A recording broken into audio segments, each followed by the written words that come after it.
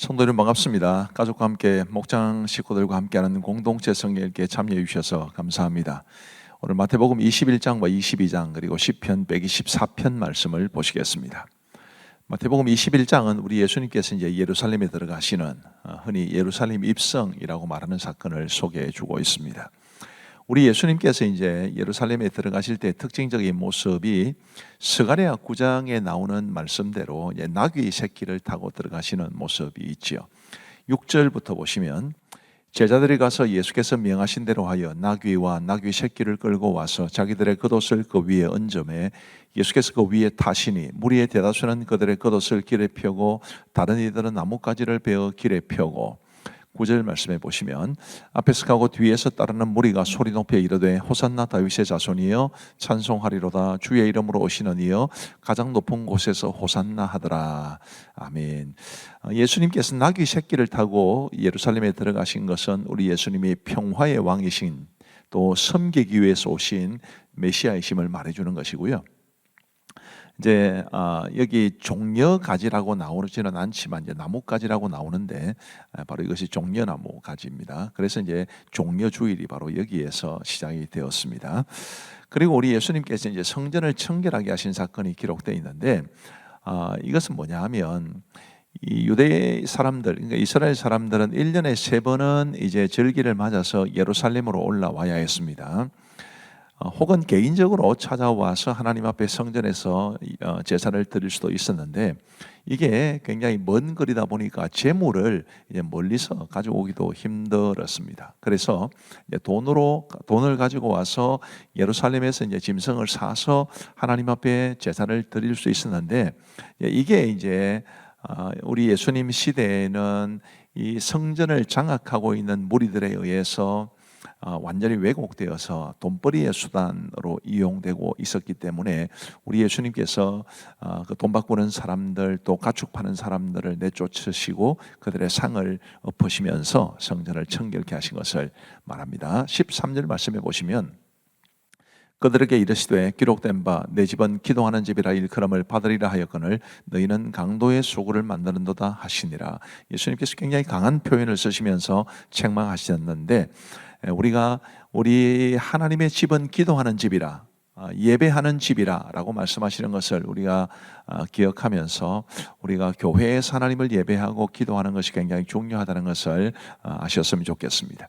그리고 이제 이어지는 내용들을 보시면 예수님의 말씀대로 무화과나무가 마른 사건, 이 잎은 무성했는데 열매가 없었던 그 무화과나무를 우리 예수님께서 꾸짖으신 것은 이 바리새인들의 외식, 유대인들의 외식을 책망하신 것이었다고 보시면 됩니다. 그리고 이제 예수님의 권위에 관한 논정, 네가 무슨 권위로 이런 일을 하느냐라는 대적들의 질문에 대해서 우리 예수님께서 답변하신 것을 말해주고요. 답변이라기보다는 이제 세례 요한의 권위는 어디서 왔느냐? 세례 요한이 하늘로부터냐 땅에서냐 뭐 이런 질문을 되물으심으로써 그들로 하여금 꼼짝 못하게 하신 그 논쟁을 말합니다. 그리고 이제 포도원 농부의 비유도 등장합니다. 이런 내용들이 마태복음 21장에 기록되어 있고요.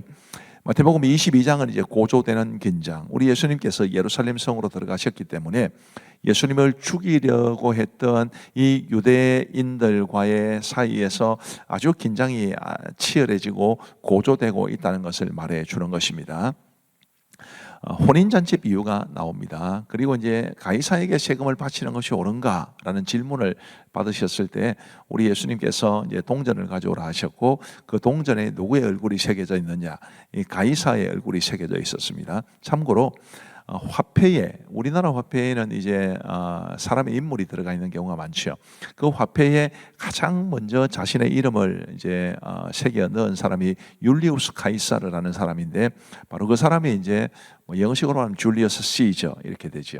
그게 바로 가이사를 말합니다. 그래서 가이사의 얼굴이 새겨진 것은 가이사에게, 하나님의 것은 하나님에게 이런 답변을 주시는 것입니다. 그리고 이제 부활 논쟁이 있었습니다. 사도계인들은 부활을 믿지 않았습니다. 영적인 존재도 믿지 않았고요. 그래서 그들이 어려운 질문이라고 생각했던 것을 우리 예수님에게 물으셨지만 예수님 너무 쉽게 답변을 해주시고 오히려 부활을 믿지 못하는 그들을 책망하신 것을 봅니다.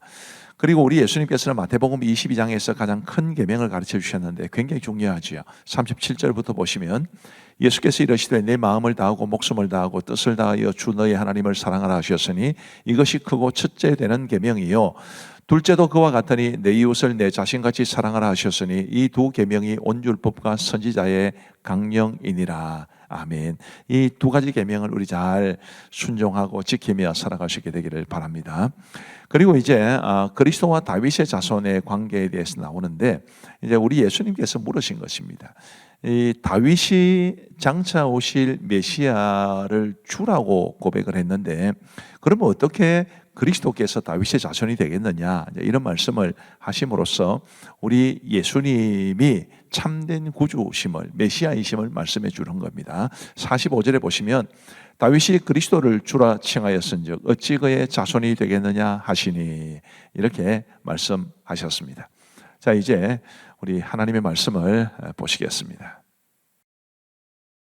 제21장. 그들이 예루살렘에 가까이 가서 감람산 벳박에 이르렀을 때 예수께서 두 제자를 보내시며 너희는 맞은편 마을로 가라. 그리하면 곧 매인 나귀와 나귀 새끼가 함께 있는 것을 보리니 풀어 내게로 끌고 오라. 만일 누가 무슨 말을 하거든 주가 쓰시겠다 하라. 그리하면 즉시 보내리라. 이는 선지자를 통하여 하신 말씀을 이루려 하심이라. 시온 딸에게 이르기를 네 왕이 내게 임하나니 그는 겸손하여 나귀 곧 멍에 매는 짐승의 새끼를 다투다 하라. 제자들이 가서 예수께서 명하신 대로 하여 나귀와 나귀 새끼를 끌고 와서 자기들의 겉옷을 그 위에 얹으매 예수께서 그 위에 타시니 무리의 대다수는 그들의 겉옷을 길에 펴고 다른 이들은 나뭇가지를 베어 길에 펴고 앞에서 가고 뒤에서 따르는 무리가 소리 높여 이르되 호산나 다윗의 자손이여 찬송하리로다. 주의 이름으로 오시는 이여 가장 높은 곳에서 호산나. 예수께서 예루살렘에 들어가시니 온 성이 소동하여 이는 누구냐? 갈릴리 나사렛에서 나온 선지자 예수라. 예수께서 성전에 들어가서 성전 안에서 매매하는 모든 사람들을 내쫓으시며 돈 바꾸는 사람들의 상과 비둘기 파는 사람들의 의자를 둘러엎으시고 그들에게 이르시되 기록된 바 내 집은 기도하는 집이라 일컬음을 받으리라 하였거늘 너희는 강도의 소굴을 만드는도다. 맹인과 저는 자들이 성전에서 예수께 나오매 고쳐주시니 대제사장들과 서기관들이 예수께서 하시는 이상한 일과 또 성전에서 소리질러 호산나 다윗의 자손이여 하는 어린이들 보고 노하여 예수께 말하되 그들이 하는 말을 듣느냐? 그렇다. 어린아기와 젖먹이들의 입에서 나오는 찬미를 온전하게 하셨나이다 함을 너희가 읽어본 일이 없느냐? 그들을 떠나 성 밖으로 베다니에 가서 거기서 유하시니라. 이른 아침에 성으로 들어오실 때 시장하신지라. 길가에서 한 무화과 나무를 보시고 그리로 가사 잎사귀 밖에 아무것도 찾지 못하시고 나무에게 이르시되 이제부터 영원토록 네가 열매를 맺지 못하리라. 무화과 나무가 곧 마른지라. 제자들이 보고 이상히 여겨 무화과 나무가 어찌하여 곧 말랐나이까? 내가 진실로 너희에게 이르노니 만일 너희가 믿음이 있고 의심하지 아니하면 이 무화과 나무에게 된 이런 일만 할 뿐 아니라 이 산더러 들려 바다에 던져지라 하여도 될 것이요 너희가 기도할 때 무엇이든지 믿고 구하는 것은 다 받으리라. 예수께서 성전에 들어가 가르치실세 대제사장들과 백성의 장로들이 나와 네가 무슨 권위로 이런 일을 하느냐? 또 누가 이 권위를 주었느냐? 나도 한 말을 너희에게 물으리니 너희가 대답하면 나도 무슨 권위로 이런 일을 하는지 이르리라. 요한의 세례가 어디로부터 왔느냐? 하늘로부터냐 사람으로부터냐? 그들이 서로 의논하여 이르되 만일 하늘로부터라 하면 어찌하여 그를 믿지 아니하였느냐 할 것이요. 만일 사람으로부터라 하면 모든 사람이 요한을 선지자로 여기니 백성이 무섭다. 우리가 알지 못하노라. 나도 무슨 권위로 이런 일을 하는지 너희에게 이르지 아니하리라.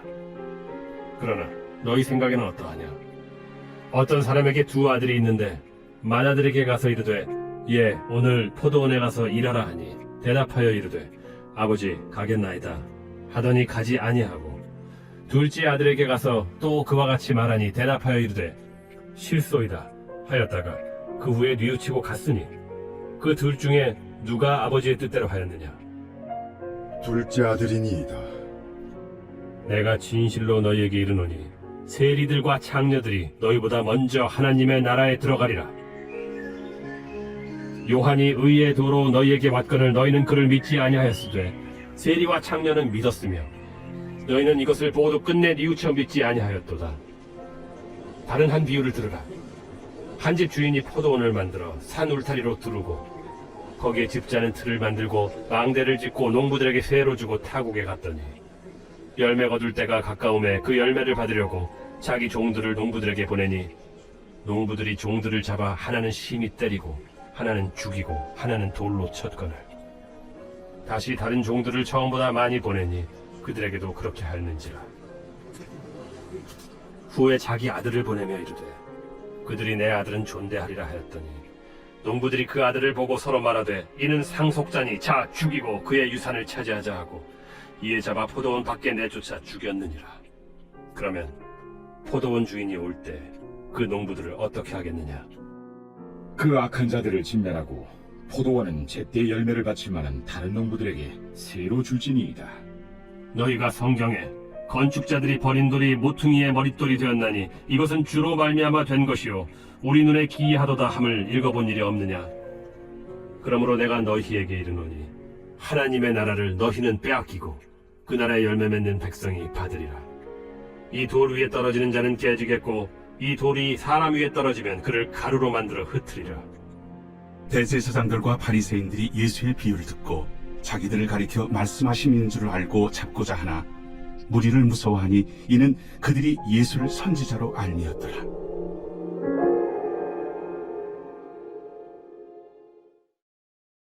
제22장 예수께서 다시 비유로 대답하여 이르시되 천국은 마치 자기 아들을 위하여 혼인잔치를 베푼 어떤 임금과 같으니 그 종들을 보내어 그 청한 사람들을 혼인잔치에 오라 하였더니 오기를 싫어하거늘 다시 다른 종들을 보내며 이르되 청한 사람들에게 이르기를 내가 오찬을 준비하되 나의 소와 살찐 짐승을 잡고 모든 것을 갖추었으니 혼인잔치에 오소서 하라 하였더니 그들이 돌아보지도 않고 한 사람은 자기 밭으로 한 사람은 자기 사업하러 가고 그 남은 자들은 종들을 잡아 모욕하고 죽이니 임금이 노하여 군대를 보내어 그 살인한 자들을 진멸하고 그 동네를 불사르고 이에 종들에게 이르되 혼인잔치는 준비되었으나 청한 사람들은 합당하지 아니하니 네 거리 길에 가서 사람을 만나는 대로 혼인잔치에 청하여 오라 한대 종들이 길에 나가 악한 자나 선한 자나 만나는 대로 모두 데려오니 혼인잔치에 손님들이 가득한지라. 임금이 손님들을 보러 들어올새 거기서 예복을 입지 않은 한 사람을 보고 이르되 친구여 어찌하여 예복을 입지 않고 여기 들어왔느냐 하니 그가 아무 말도 못하거늘 임금이 사환들에게 말하되 그 손발을 묶어 바깥 어두운 데 내던지라. 거기서 슬피 울며 이를 가게 되리라 하니라. 청함을 받은 자는 많되 택함을 입은 자는 적으니라. 이에 바리새인들이 가서 어떻게 하면 예수를 말의 올무에 걸리게 할까 상의하고 자기 제자들을 헤롯 당원들과 함께 예수께 보내어 말하되 선생님이여, 우리가 아노니 당신은 참되시고 진리로 하나님의 도를 가르치시며 아무도 꺼리는 일이 없으시니 이는 사람을 외모로 보지 아니하심이니이다.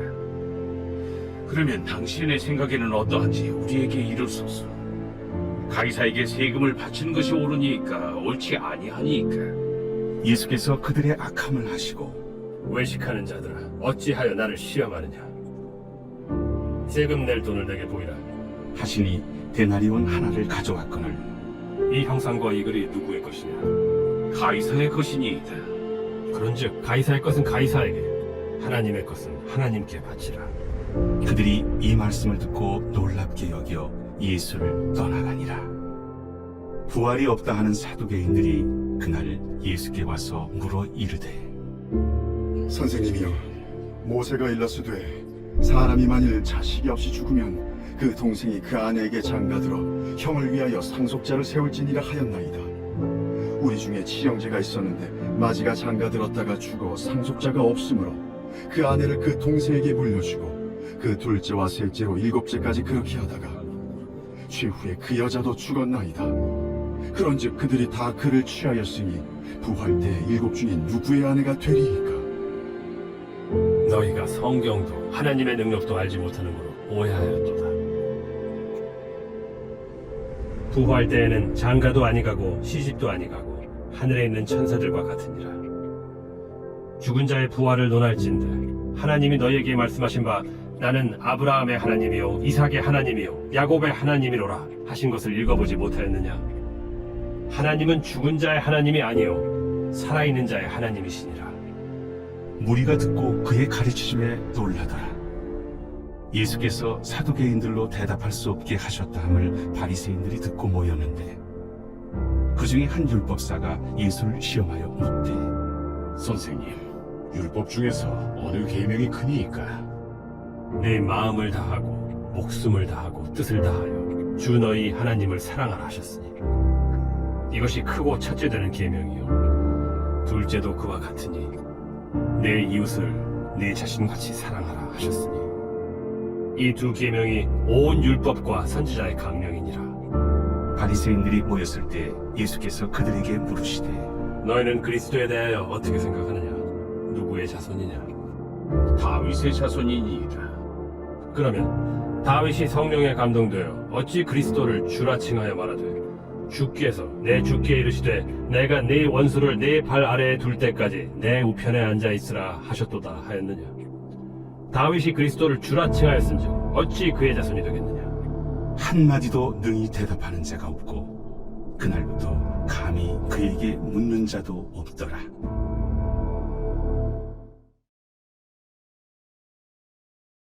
제 124편 다윗의 시 곧 성전에 올라가는 노래.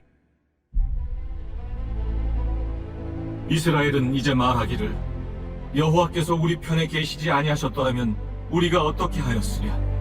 사람들이 우리를 치러 일어날 때 여호와께서 우리 편에 계시지 아니하셨더라면 그때 그들의 노여움이 우리에게 맹렬하여 우리를 산채로 삼켰을 것이며 그때 물이 우리를 휩쓸며 시내가 우리 영혼을 삼켰을 것이며 그때 넘치는 물이 우리 영혼을 삼켰을 것이라 할 것이로다. 우리를 내주어 그들의 이에 씹히지 아니하게 하신 여호와를 찬송할지로다. 우리의 영혼이 사냥꾼의 올무에서 벗어난 새같이 되었나니 올무가 끊어짐으로 우리가 벗어났도다. 우리의 도움은 천지를 지으신 여호와의 이름에 있도다. 우리 기도하고 마치겠습니다. 우리 하나님 아버지 감사합니다. 오늘 이 저녁도 저희들에게 공동체 성경 읽기를 통해서 하나님의 말씀을 읽고 보고 배우며 들을 수 있도록 도와주시니 감사합니다. 하나님이여, 저희가 정말 하나님의 말씀을 꿀과 송이꿀처럼 달게 여기며 말씀의 은혜와 유익을 풍성히 누리며 살아가게 하여 주옵소서. 우리의 삶이 고단하고 힘겨울지라도 말씀의 은혜를 의지하여 살게 하시고 우리가 어떻게 살아가야 할지를 모를 때 하나님의 말씀의 안내를 받으며 살아가게 해 주옵소서. 오늘도 우리 모든 성도들의 삶을 평안케 하시고 하나님이 주시는 총과 축복이 성도들의 삶에 가정에 넘치기를 간절히 원하오며 예수님 이름으로 기도하옵나이다. 아멘. 감사합니다. 평안한 밤 되시기 바랍니다.